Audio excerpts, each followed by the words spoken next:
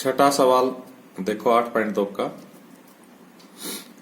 Cell के दौरान एक दुकान सभी वस्तुओं के अंकित मूल्य पर 10% बट्टा देती है का मतलब 100 रुपये की मूल्य की चीज को 90 रुपये में बेचती है। 10% बट्टा का मतलब कमीशन काटती है। रुपये 1450 1450 अंकित मूल्य वाला एक जीन्स और 2 कमीजें जिनमें से प्रत्येक का अंकित मूल्य 850 रुपये है को खरीदने के लिए किसी ग्राहक को कितना भुगतान करना पड़ेगा।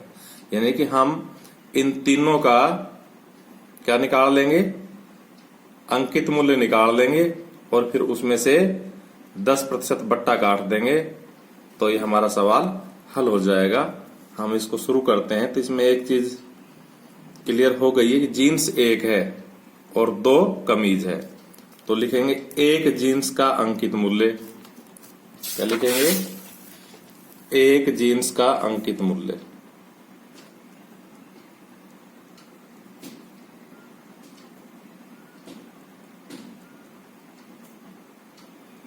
बराबर सवाल में दिया हुआ है 1450 रुपये और एक कमीज का अंकित मूल्य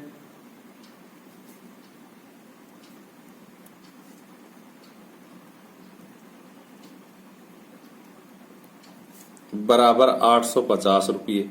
लेकिन कमीज कितने लिए, 2, इसलिए 2 कमीज का अंकित मूल्य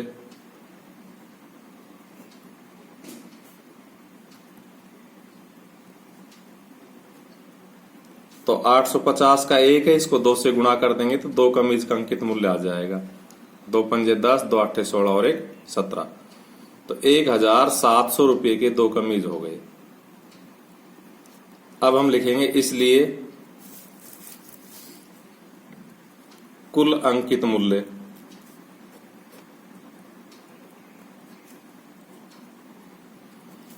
बराबर, देखो 1450 की तो जीन्स और 1700 के 2 कमीज, इनको जोड़ देंगे तो ये हमारा कुल अंकित मूल्य आ गया।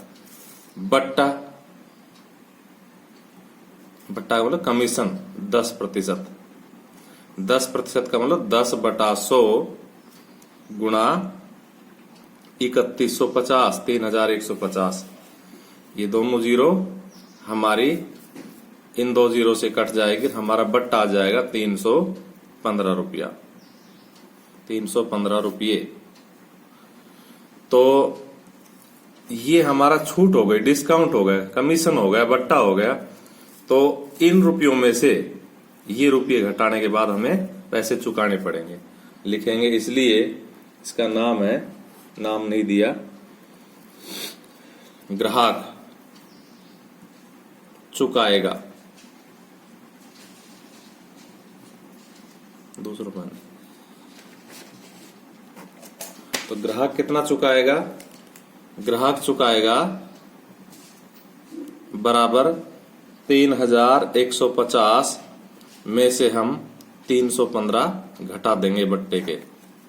तो 10 में से 5 गया तो 5 और यहाँ 4 रह गए, 4 में से 1 गया तो 3 और यहाँ 11 में से 3 गए तो 8 और ये 2। इस तरह 2835 रुपये उसको चुकाने होंगे। हम इसको यहां से यहां तक ऐसे भी कर सकते हैं जैसे अब कर रहे, अब किया इसके अलावा कि चूंकि अंकित मूल्य 100 रुपये तो ग्राहक चुकाएगा बराबर 90 रुपये, क्योंकि वो 10% बट्टा दे रहा है।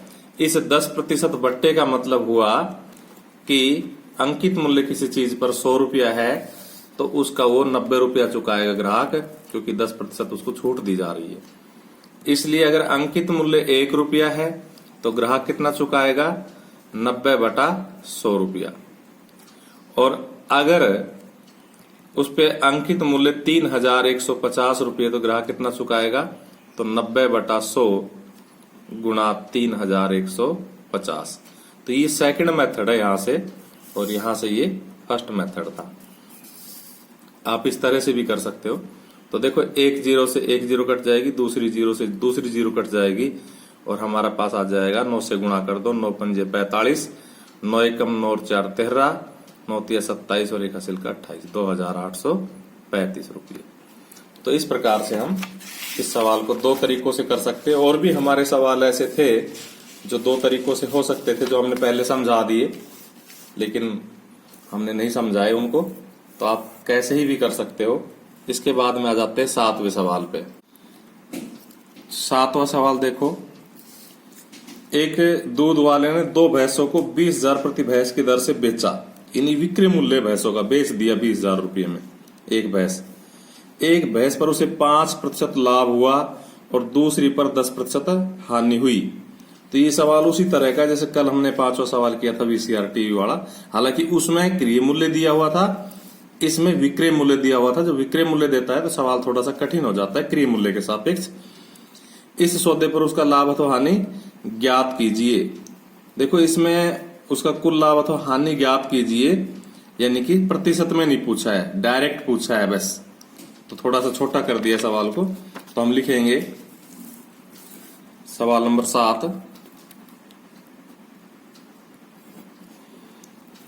एक भैंस का विक्रय मूल्य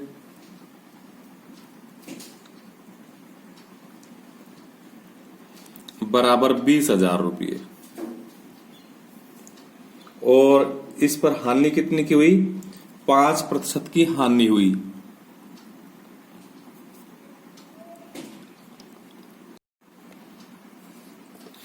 देखो, ये हानि नहीं, लाभ है, लाभ। अतः इस लाइन को दोबारा से लिखते हैं कि अर्थात विक्रय मूल्य 105 रुपये, क्योंकि वो 100 रुपये की चीज है तो उसमें 5% का लाभ होगा, तो इसका मतलब 105 रुपया हो जाएगा विक्रय मूल्य। तो क्रय मूल्य 100 रुपये।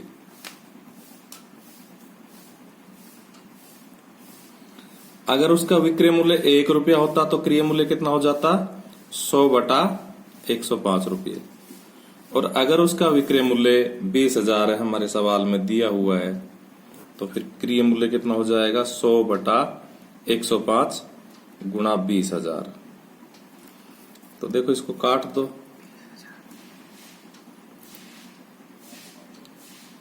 इसको काट दो, ये पूरा पूरा नहीं कट रहा।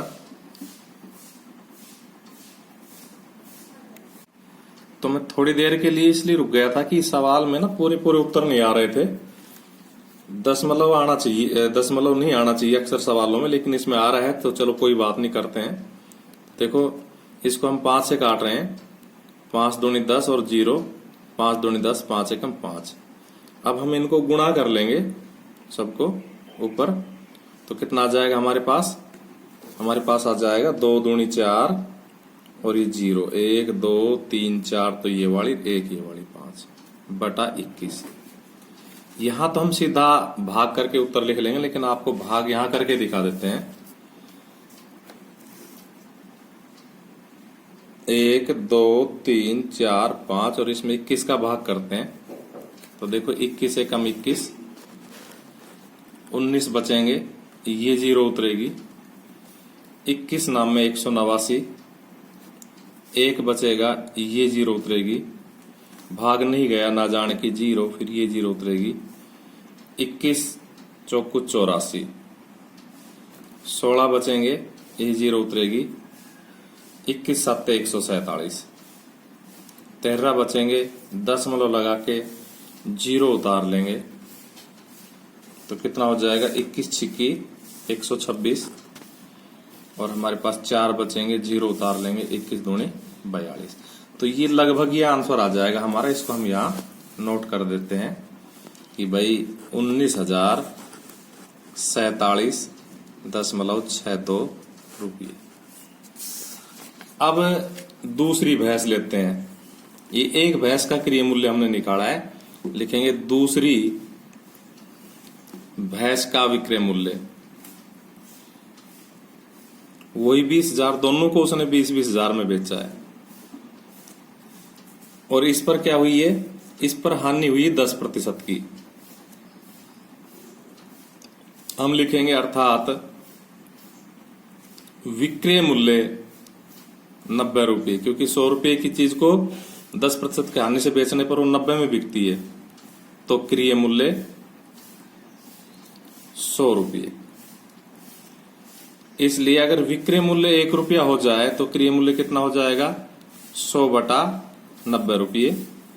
और अगर विक्रय मूल्य 20,000 रुपये हो तो फिर क्रय मूल्य कितना हो जाएगा? 100/90 गुणा 20,000।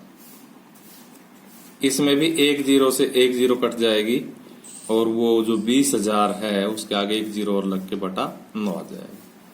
इसका भाग भी हम आपको यहां करके दिखा देते हैं। 20,000 में 9 का भाग देना है, 20,000 और एक जीरो और है, भाग 9। तो देखिए 9 दूनी 18, ये भाग थोड़ा अपेक्षाकृत आसान है। हर बार 2 बचेगा, हर बार जीरो लगेगी। ऐसे ही तो मैं आपको बता देता हूं, ये आएगा 22,222.22। ये हमारा आ जाएगा। इसमें आप कर लोगे इस भाग को तो क्या आ जाएगा? 22,222.22 रुपये।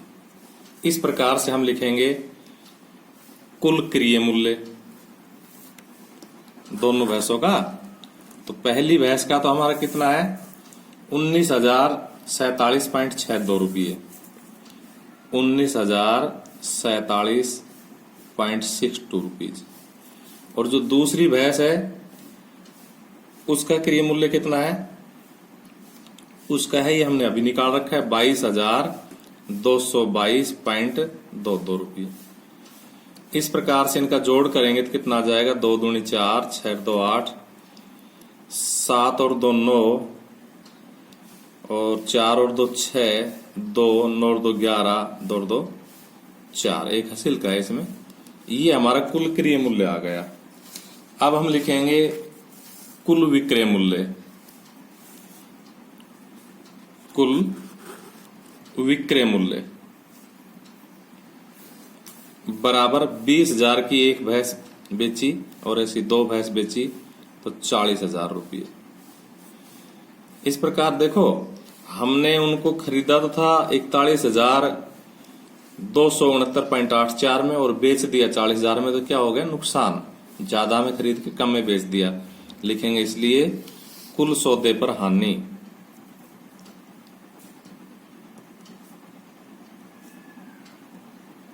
और हम 41,269.84 में से 40,000 घटा देंगे तो हमारे पास क्या आ जाएगा? 48.962.1। ये इस कुल सौदे पर हमारी हानि हो गई और यही हमारा उत्तर है।